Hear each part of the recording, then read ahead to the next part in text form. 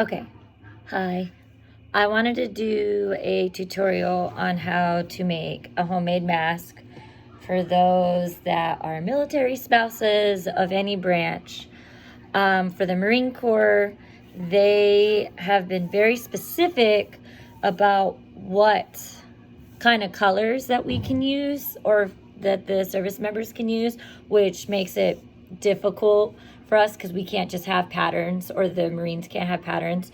So what I'm gonna do is I'm gonna do a quick tutorial on how to make a black mask for Doug, of course. You're gonna need a pair of scissors, you're gonna need some thread. I'm showing you how to hand sew it, which there's barely any tutorials about that out here. So that's why I wanted to do that for all my friends, because like not all of us own a sewing machine. Asked Doug for Christmas, but he said it was just the flavor of the week, so I'm probably not getting one. I got these scrunchies from the exchange today. There's a couple different nylon ones, but I think these are going to be good. You can also use elastic, which I've used for a lot of the different ones, but I'm going to use these. I used black ones for a friend that I made, so the next color was brown, which is approved colors for the Marines to use. I have a 18 by 12 inch cloth that I bought at a store out in town. It should be cotton. It can really be any material, I've learned. Like, you can go grab a shirt.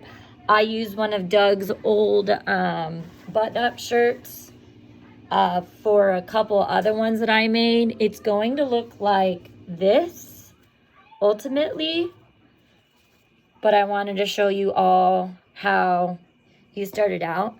So this material is super thin, so I went ahead and doubled it up for 2 pieces.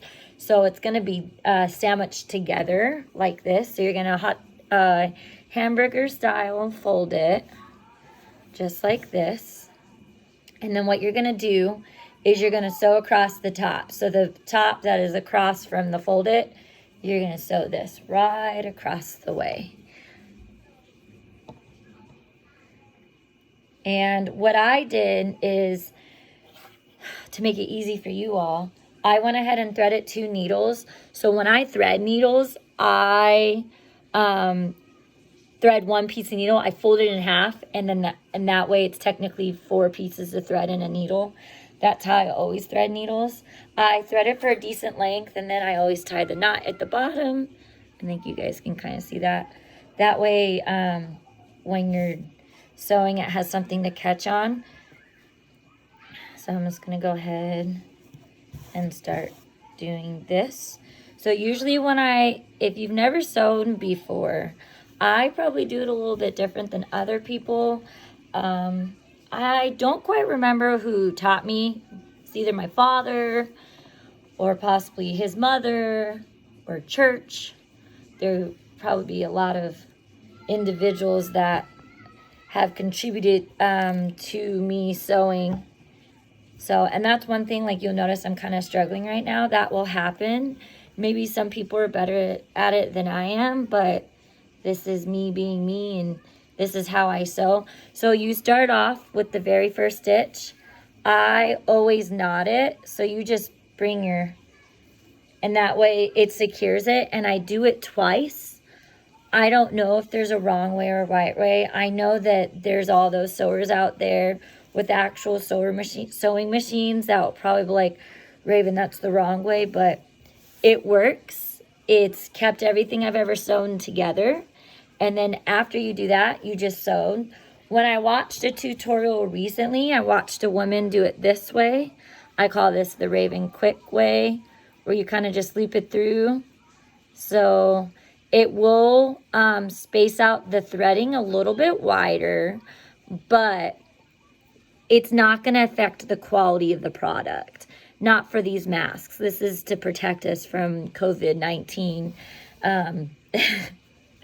It's not for a pageant show. I'm not making my own line of masks. I've seen some really nice masks over the last couple days, so I'm kind of jealous. But if you're like me and you don't really want to go out and buy $100, $400, $1,000 sewing machine for a pandemic, and it's easier to just pull out a thread and needle than get down with your bad self. That's what I suggest. So you pull it through just like that. See?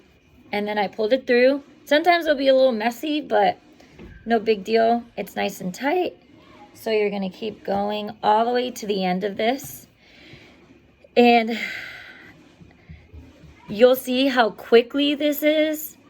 It's not as fast than if I owned a sewing machine, but I would say it's better than nothing. The materials, because some people like, well, is it worth the time and the effort? And I will say yes. And the materials didn't cost anything. Most people have old clothes that they don't want to wear anymore lying around. So this is the very end of it. I am doing my raven trick, and then I'm going to twist it a couple of times. And then that way what it's going to do is knot it at the end. And that's what you want to be able to do, is knot it. And then you can cut it with your trusty handy dandy, for me, Daiso scissors.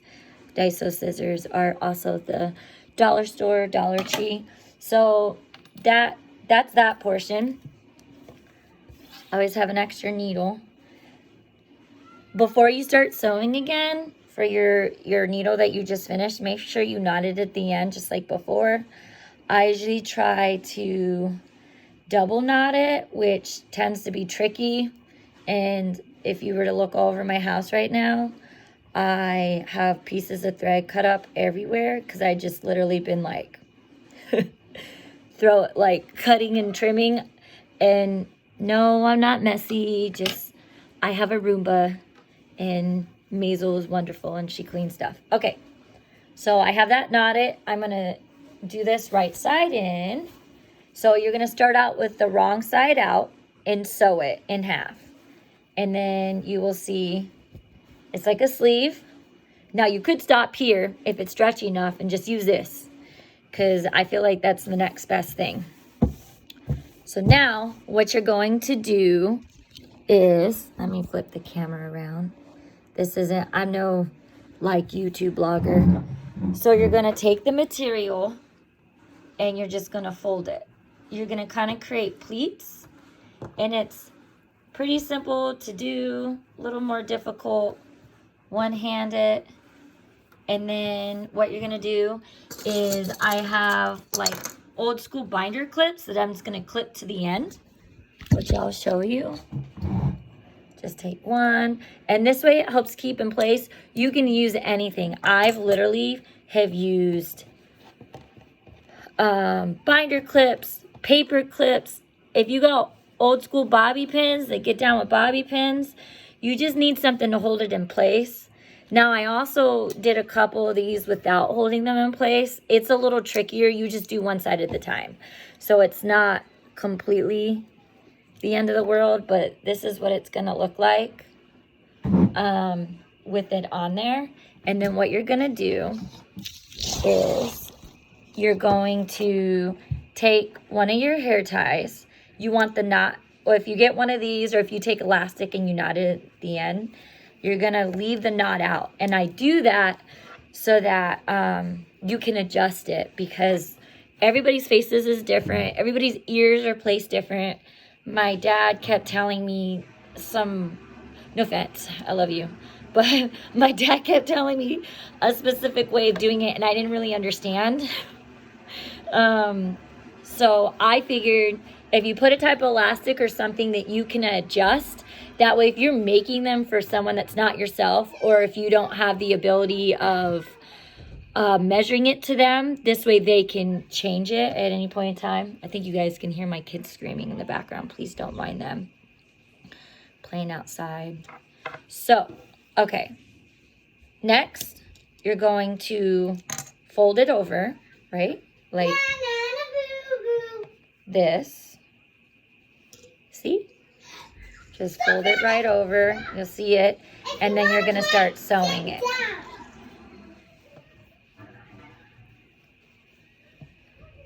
So the way I've done it is you want to make sure you don't catch the hair tie in the sewing.